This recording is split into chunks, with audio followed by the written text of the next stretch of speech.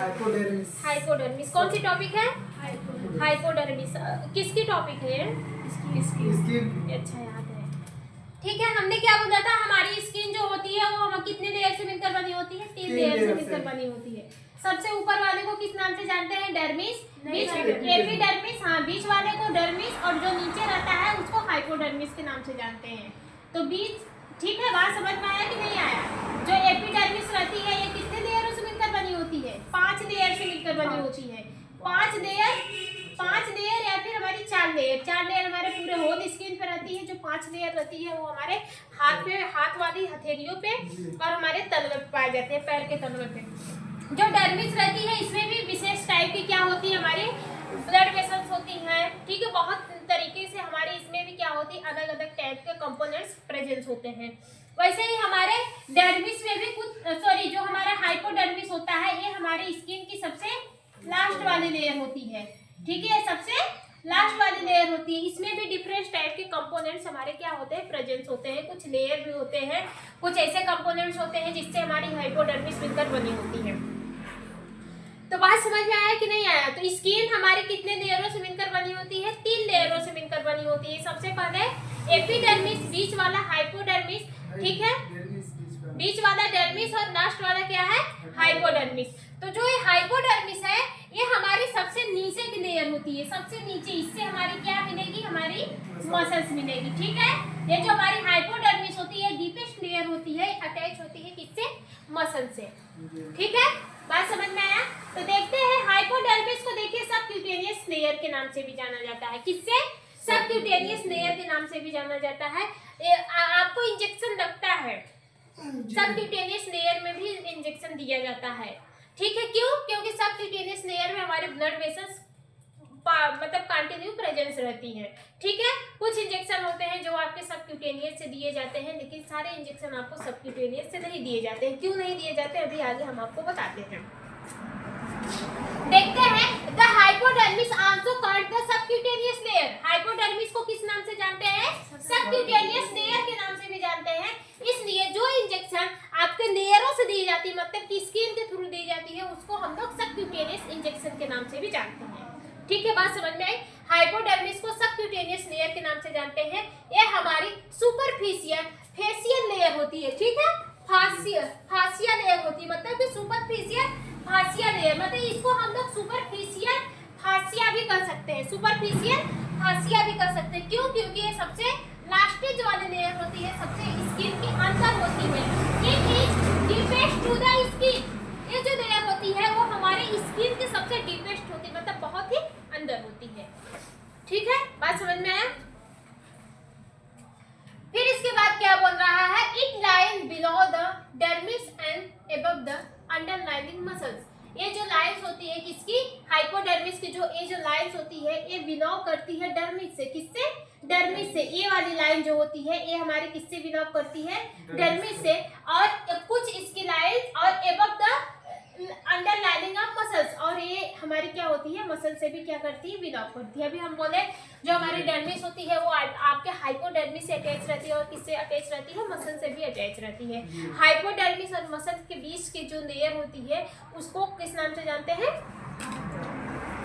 Hypodermis. ठीक है, मतलब डर्मिस और हाइपोडर्मिस और मसल्स के बीच की जो लेयर होती है उसको किस नाम से जानते हैं? हाइपोडर्मिस के नाम से जानते हैं। ठीक है, बात समझ में आया?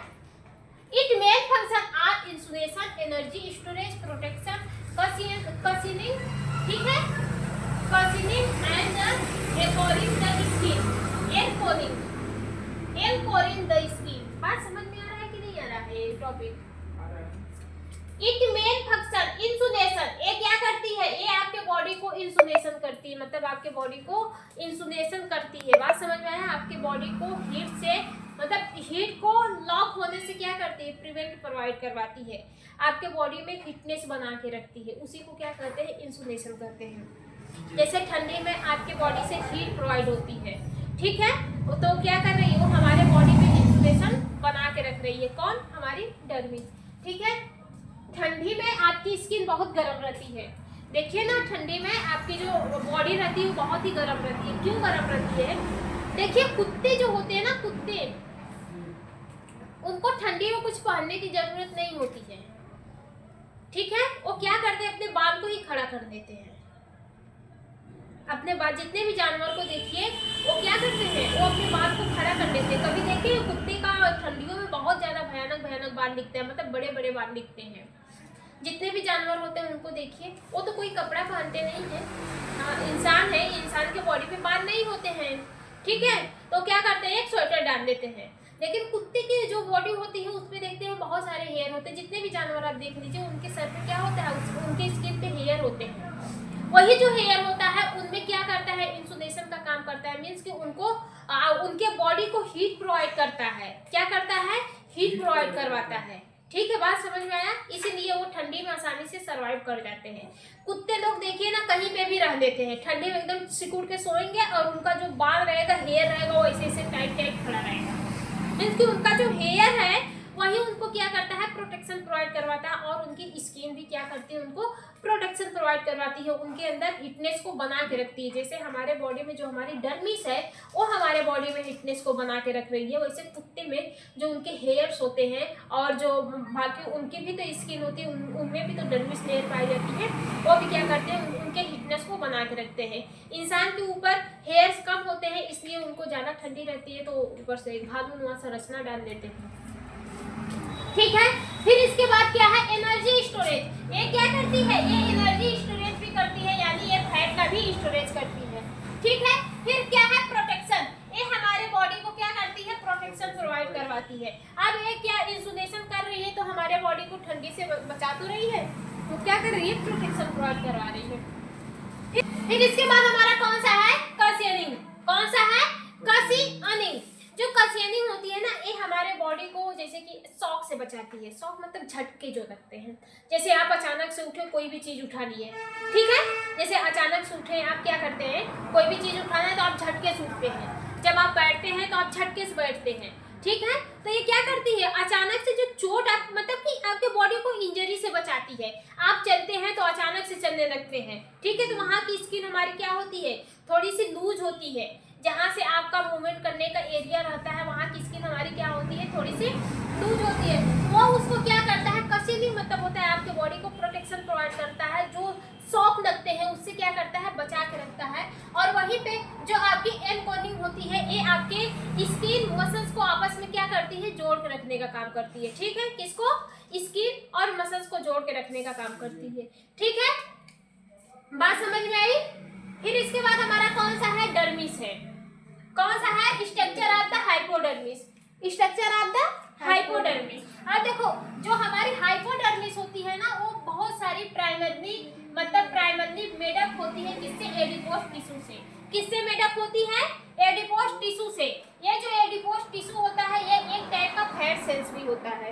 बात समझ में आया। जो हमारा ये हाइपोडर्मिस जो होता है, ये जो हमारी लास्ट की जो लेयर होती है, ये बेसिकली किससे मिलकर बनी होती है, हमारी एडिपोस टिश्यू से मिलकर बनी होती है। जो एडिपोस टिश्यू होता है वो एक टाइप का क्या होता है, फैट सेल्स होता है, ठीक है। क्या होता है, फैट सेल्स होता है। ये एनर्जी को स्टोरेज करने में मदद करता है, प्रोवाइड करता है। इंसुलेशन को भी क्या करता है, प्रोवाइड करवाता है। एनर्जी को स्टोरेज करता है, फैट है। अब ये हमारी क्या है, एडिपोस टिश्यू, ये अपने अंदर फैट को इकट्ठा करके रखती है, जिसकी वजह से एनर्जी बनती है, एनर्जी आपकी बॉडी में बनती है। इसके बाद ये आपके इंसुलेशन को भी प्रोवाइड करता है, मतलब कि थर्मोरेगुलेटर को भी क्या करता है, आपके बॉडी में थर्मोरेगुलेटर को मेंटेन करने का काम करता है। जो ठंड में आपको हिटनेस लगती है वो किसकी वजह से लगती है, इसी की वजह से लगती है, ठीक है। बात समझ में आया, ठीक है। फिर act as a shock absorber, ठीक है। यह हमारी क्या करती है, एज ए शॉक एब्जॉर्बर की तरह एक्ट करती है। मतलब कि आप अचानक से चलते लगे हैं, अचानक से बैठ जाते हैं, अचानक से आप कोई काम करते हैं, ठीक है। आप स्किन को ऐसे अचानक से क्या करते हैं, झटकते पटकते हैं, तो उसमें एक अचानक से क्या होता है, उसमें एक ना मतलब एक कंपन होता है, एक शॉक लगता है। जैसे अगर आप इधर देखिए, हम क्या किए, आपको एक ऐसे मार देंगे, हम आपको मार देंगे तो आपको क्या होगी, यहाँ पे चोट लग जाएगी, ठीक है। वैसे अगर आप झटके से कोई भी काम कर रहे हैं, ऐसे कर रहे हैं, तो यहाँ पे आपकी स्किन जो होती है वहाँ भी तो डैमेज होने का चांसेस होता है, तो डैमेज नहीं होता है। आप चाहे जैसे काम करिए वो डैमेज नहीं होता है।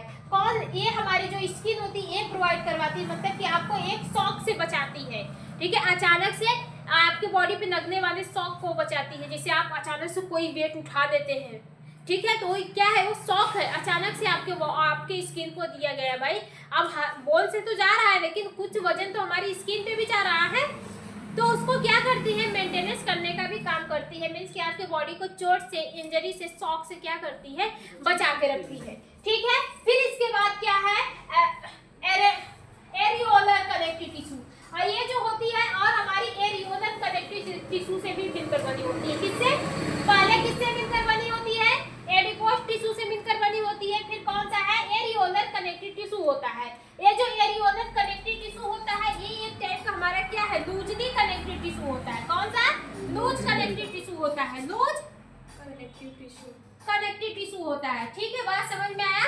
स्किन टू अंडरलाइनिंग मसल्स, ये कहाँ पे अटैच रहता है, ये हमारे स्किन में अटैच रहता है और अंडरलाइनिंग मसल्स में अटैच रहता है। मतलब ये हमारी हाइपोडर्मिस की स्किन में, फिर इसके बाद हमारी जो मसल्स होती है उसके अंडरलाइनिंग में क्या होता है, ये अटैच रहता है, ठीक है। Support nerve and blood vessels, ये जो होता है ये हमारे नर्व और ब्लड वेसल्स को क्या करता है, सपोर्ट प्रोवाइड करवाता है। बात समझ में आया कि नहीं आया। दूसरा जो कंपोनेंट्स है हमारा हमारा हाइपोडर्मिस का, वो कौन सा है, areolar connective tissue. Areolar connective tissue एक टाइप का लूज कनेक्टिव टिश्यू होता है, ठीक है। बात समझ में आई। ये स्किन और जो मसल्स होती है उसके अंडरलाइनिंग में, मतलब उसके बीच में पाया जाता है, ठीक है। फिर ये हमारे नर्व को और ब्लड वेसल्स को क्या करती है, सपोर्ट प्रोवाइड करवाती है, ठीक है। द हाइपोडर्मिस कंटेन, जो हाइपोडर्मिस रहती है वो अपने अंदर कंटेन की रहती है क्या क्या, एडिपोसाइट्स।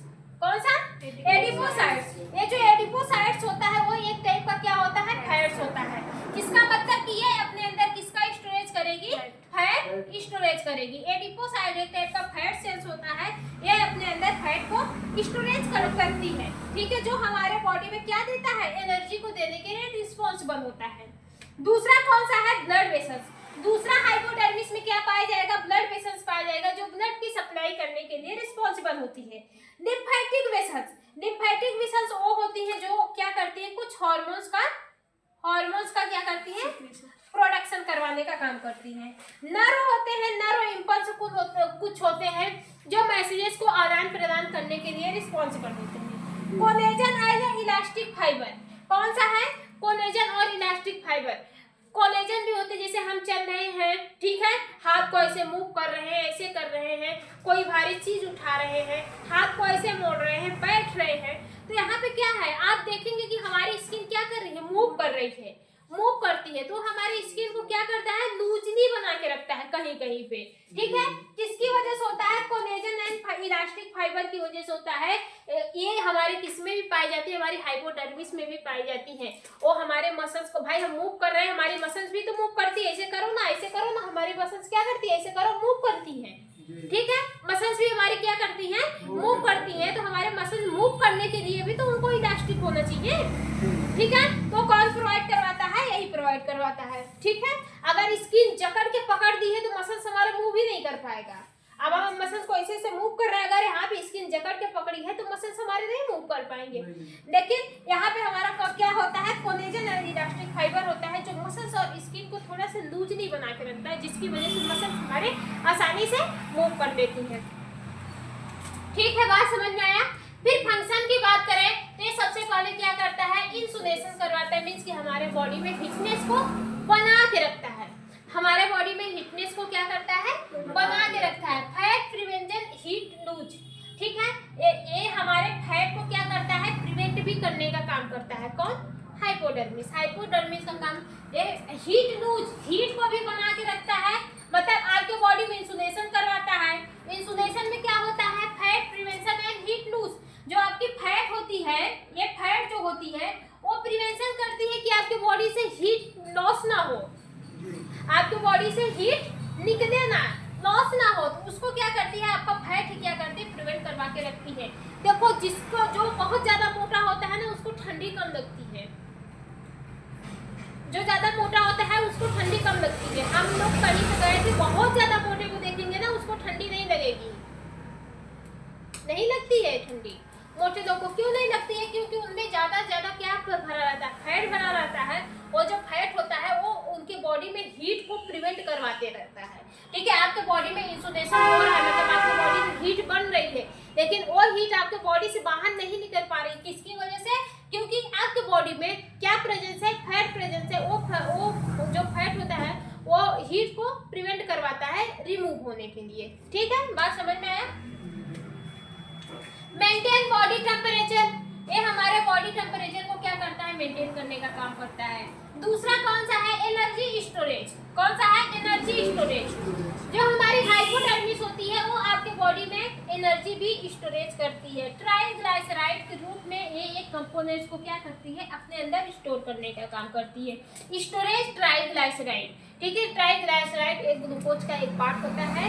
ये जो ग्लूकोज होता है वो आगे चल के हमारे फैट में भी कन्वर्ट हो जाते हैं। ठीक है, बात समझ में? कार्बोहाइड्रेट का पार्ट होता है ये हमारा ग्लूकोज का पार्ट होता है। ठीक है, act as a body major energy reserve. ठीक है, ये हमारे बॉडी को, जैसे कि अगर आपके बॉडी में वीकनेस हो रही है, कुछ करने का नहीं काम कर रहा है, फिर आप अचानक से देखेंगे कि आपके बॉडी में एक एनर्जी आ जाती है। ठीक है, तो वो एनर्जी वापस से क्यों आई? इसी की वजह से आई। आपके बॉडी में पहले से फैट जमा है। जैसे आप किसी भी पेशेंट को देखे हैं ना, जैसे कि अभी शेर आ गया, जग गया, शेर आ गया, तो एक के बंदा है 4-5 दिन से बेड पे पड़ा है, खाया पिया कुछ भी नहीं है, बेड पे पड़ा है और अचानक से शेर आ गया, देखेंगे सबसे पहले वही उठ के भागेगा। क्यों? क्योंकि उसके बॉडी में एनर्जी को दोबारा से रिजर्व होने लगता है, मतलब कि एनर्जी तुरंत बनने लगती है। कौन देता है? जो फैट हमारी स्किन स्टोर करके रखती है वही क्या करती है? उसके बॉडी में एनर्जी बनाने लगती है। लेकिन ये प्रोसेस हमारी एड्रेनलिन नाम के एक हार्मोन्स होते हैं उसकी वजह से होती है। वो मैसेजेस को भेजती है, अरे यार तुम भागो, तो उसकी बॉडी से आवाज आती है, हम भागे कैसे? हमारे बॉडी में एनर्जी ही नहीं है। फिर मैसेजेस एड्रेनलिन को भेजता है, जाओ उसके बॉडी में तुरंत एनर्जी बनाओ। तो एड्रेनलिन आता है, वो क्या करता है? उसके बॉडी में तुरंत एनर्जी बनाने के जितने भी कंपोनेंट्स होते हैं सबको एक्टिवेट कर देता है। सब जल्दी जल्दी एनर्जी बनाते हैं, उसको एक एनर्जी मिलती है, वो तुरंत क्या करता है? भागने लगता है। ये प्रोसेस 1 सेकेंड में होता है। बस शेर को देखो तुरंत भागो, इतना तेज हमारा ब्रेन काम करता है। आप सोच नहीं सकते हैं कि हमारा ब्रेन कितने तेज काम करता है, आंकड़ा नहीं लगा सकते हैं। जैसे इस पेन को उठाना, जैसे अभी हमने आपको यहाँ पे चिटकी काटा, आपको तुरंत पेन महसूस होगा। ये जो आपको पेन महसूस हुआ ना, तो ये एक सिग्नल गया आपके ब्रेन तक। वो क्या हुआ? है सिग्नल गया। जैसे हम टच किया आपको तुरंत महसूस होगा हमको कोई टच कर रहा है। ये सिग्नल है। कौन ले जा रहा है? आपके नर्व ले जा रहे हैं। इतनी जल्दी आपका ब्रेन काम करता है। ठीक है, बात समझ में आया? फिर इसके बाद क्या है? Protection and the cushioning. कौन सा है? Protection and the cushioning. ये हमारे बॉडी को क्या करती है? प्रोटेक्ट करती है। इंटरनल ऑर्गन को मैकेनिकल इंजरी से बचा के रखती है। मतलब वही कशियनिंग मतलब क्या होता है? इंजरियों से बचाना। ये हमारे बॉडी को अचानक से लगी इंजरियों से बचा के रखता है। जैसे आप अचानक से कोई काम कर रहे हैं, शॉक पड़ गया है, ठीक है, यहाँ पे देखिए एज ए शॉक एब्जॉर्बेंट। ठीक है, ये आपके बॉडी में एज ए सॉफ्ट एब्जॉर्बेंट की तरह एक्ट करती है। जैसे आप अचानक से कोई काम कर रहे हैं, ऐसे तो झटका लगता है ना स्किन पे, आप किसी भी चीज को लेके ऐसे तान रहे तो हमारी स्किन क्या हो रही है? तन रही है ना। आप कोई भी काम करिए, कोई की बाल्टी उठा रहे हैं तो ऐसे उठाएंगे तो आपकी मसल्स क्या होगी? आपकी स्किन तनेगी। ठीक है, उस समय स्किन पे एक शॉक लगता है, तो उस शॉक से आपकी बॉडी में इंजरी भी हो सकती है, आपके मसल्स में, आपकी स्किन में इंजरी हो सकती है। लेकिन उससे क्या करता है? प्रोटेक्शन प्रोवाइड करवाने का काम करता है। ठीक है, बात समझ में आया? दूसरा कौन सा है? Anchoring of skin. कौन सा है? Anchoring of skin. ये जो होता है attach skin loosely to the underlying muscles. ये क्या होती है? जो एनकोरेनिक होती है ये हमारे स्किन को नूजली अटैच करके रखती है मसल से। अभी हमने आगे यहाँ पे बताया, ये आपकी स्किन को क्या करती है? नूजली अटैच करके रखती है मसल से, जिसकी वजह से आपकी अगर मसल से हिलती है, डोलती है, तो किसकी वजह से जुड़ती है? इसी की वजह से हिलती है। ठीक है, बात समझ में आई? Allow skin to move freely over the body, जिसकी वजह से आपकी बॉडी जो होती है या फिर आपके जो मसल्स होते हैं वो फ्रीली क्या करते हैं? मूवेबल हो जाते हैं। ठीक है, जो ये आपकी एनकोरेनिक है। कौन सा है? एनकोरिंग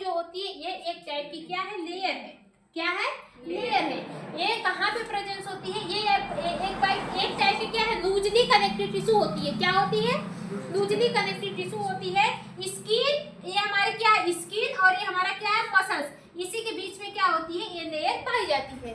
स्किन और मसल्स के बीच में क्या होती है, ये लेयर प्रेजेंस होती है, जो मसल्स और स्किन को आपस में जोड़ के रखती है और उसको लूजली जोड़ के रखती है। ऐसा नहीं है बड़ी टाइटली पकड़ लिए, उसको लूजली क्या करती है, जोड़ के रखने का काम करती है। जैसे फिंगर नुमा है, वो चाहे आप चाहे जिधर मूव करें वो आसानी से मूव हो जाएगा। ठीक है, चाहे जैसे आप मूव करेंगे आपकी मसल्स क्या होगी, आसानी से मूव हो जाएगी। इसलिए मसल्स और स्किन को भी मूव करने में कोई भी दिक्कत नहीं। अब यहाँ से आप उठा रहे हैं, हमारी तीनों स्किन उठ रही है, तीनों उठ रही है ना, डर्मिस, हाइपोडर्मिस और हमारा कौन सा है, एपिडर्मिस, हाइपोडर्मिस, डर्मिस। ठीक है, डर्मिस को उठाने की कोशिश करेंगे तो वो नहीं उठेगी, उठेगी तो तीनों ही उठेगी। ठीक है, अभी आप एकदम स्किन पकड़ के डर्मिस को उठाइए तो उठवे नहीं करेगी। ठीक है, जैसे एक रोवे को पकड़ के खींचिए, अगर ऊपर से डर्मिस नहीं आएगा जल्दी से, वो तीनों लेयर आपकी आती है, बहुत पतली लेयर होती है, उसमें 7 कंपोनेंट्स प्रेजेंट होते हैं। लेकिन ये हमारी, अगर आप पूरा बाकायदा पकड़ के उठा रहे हैं तो आपकी तीनों लेयर उठ जा रही है। हमारे डर्मिस में भी ये कंपोनेंट्स पाया जाता है, लूजली कनेक्टेड टिश्यू, जो डर्मिस को और एपिडर्मिस को आपस में जोड़ के रखता है, जिसकी वजह से आसानी से हमारी ये क्या होती है, उठ जाती है। ठीक है, वैसे हमारे मसल्स और जो मसल्स हैं और जो हमारी स्किन आपस में जो मूव करती हैं वो इसके थ्रू मूव करती है, एनकोरोनिक की वजह से मूव करती है। एनकोरोनिक एक टाइप का लेयर होता है, लूज कनेक्टेड टिश्यू होता है, मसल्स और स्किन को, हाइपोडर्मिस स्किन को और मसल्स को आपस में जोड़ के रखता है, इसलिए हमारे मसल्स आसानी से क्या करती हैं, मूव करती हैं। ठीक है, फिर इसके बाद क्या है, ब्लड एंड नर्व सप्लाई। ये क्या करता है, ये ब्लड और नर्व की सप्लाई भी हमारा हाइपोडर्मिस, डर्मिस में करते रहता है। ठीक है, और हमारा एपिडर्मिस में करते रहता है। हार्मोन्स प्रोडक्शन क्या है, hormones production, adipose tissue produce leptin, जो एडिपोज टिश्यू होते हैं ना, वो लेप्टिन नाम के कुछ कंपोनेंट्स को प्रोड्यूस करते हैं। कौन सा, एडिपोज टिश्यू। ये जो एडिपोज टिश्यू होते हैं वो अपने अंदर से लेप्टिन नाम का कुछ कंपोनेंट्स प्रोड्यूस करते हैं, ये वाला एडिपोज टिश्यू। ठीक है, वो क्या करता है, विच हेल्प रेगुलेट एपिटाइट्स। एपिटाइट्स मतलब क्या होता है, मतलब जो हार्मोन्स वगैरह होते हैं उसको क्या करता है, रेगुलेट करने का काम करता है। ठीक है, बात समझ में आए। तो आज स्किन हमारी खत्म हो गई है, बाकी मिलते हैं नेक्स्ट वीडियो में। कोई डाउट है इस पे, हम सब अच्छे से पढ़ा दिए। ठीक है।